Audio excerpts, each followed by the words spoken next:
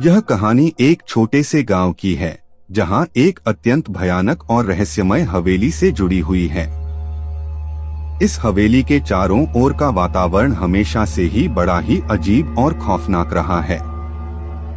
इस गांव के लोगों के लिए यह सिर्फ एक कहानी नहीं बल्कि एक वास्तविकता बन चुकी थी। गांव के नामक राजू था जो बचपन से ही इस हवेली के बारे में कहानियों से भरा हुआ था।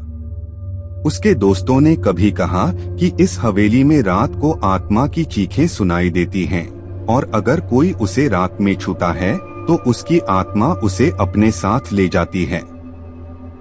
राजू की कुर्सी चूकने वाली थी जब उसके एक दोस्त ने उससे कहा, तू भी जाएगा ना उस हवेली में? कहते हैं वहाँ भूतिया हवेली है और रात को वहाँ आत्मा घूमती है। राजू ने हंसते हुए जवाब दिया, कुछ नहीं होता यार, ये सब तो बस कहानियां हैं। एक दिन गांव में एक विशेषता समारोह होने वाला था और सभी लोग तैयारियों में थे।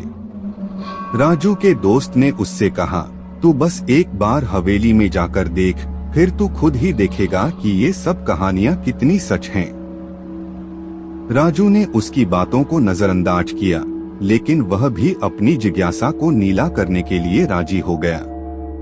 उसने तय किया कि उस रात ही हवेली में जाएगा। रात का समय आया और राजू अपने दोस्तों के साथ हवेली की ओर बढ़ा।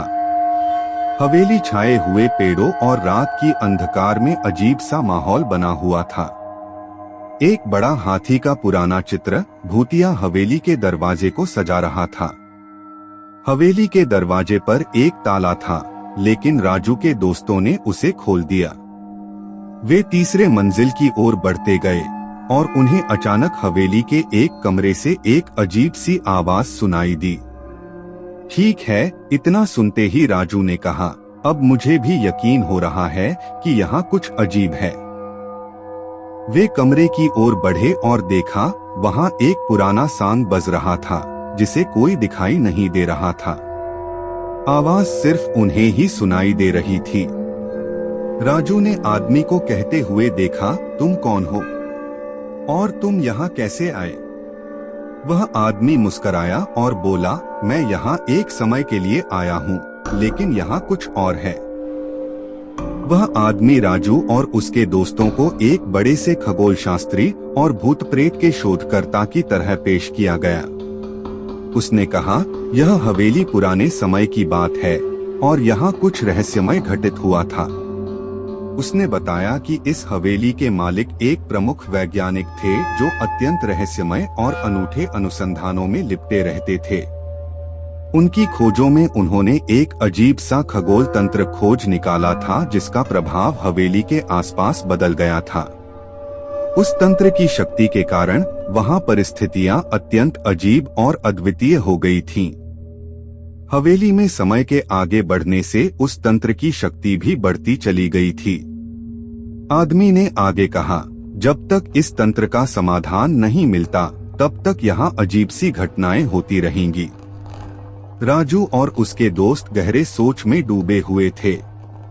उन्होंने उस आदमी से सहायता करने का निर्णय किया और समझाया कि उन्हें कैसे तंत्र का समाधान मिल सकता है। दिन बीतता गया और राजू और उसके दोस्तों ने उस आदमी के साथ मिलकर तंत्र का समाधान खोजने में जुट जाए। उन्होंने विभिन्न प्रयोग और अनुसंधान किए और आखिरकार वे एक पुरानी किताब में एक तंत्र का पता लगाए। तंत्र का समाधान पाने के बाद वे हवेली में वापस गए और तंत्र को अनुसंधान किया। उन्होंने समझा कि कैसे तंत्र को नष्ट किया जा सकता है और हवेली की अजीब सी घटनाएं बंद हो गईं। इस तंत्र के प्रभाव से हवेली वास्तविकता में सुधारी गई और उस गांव में सुख शांति वापस लौट आई।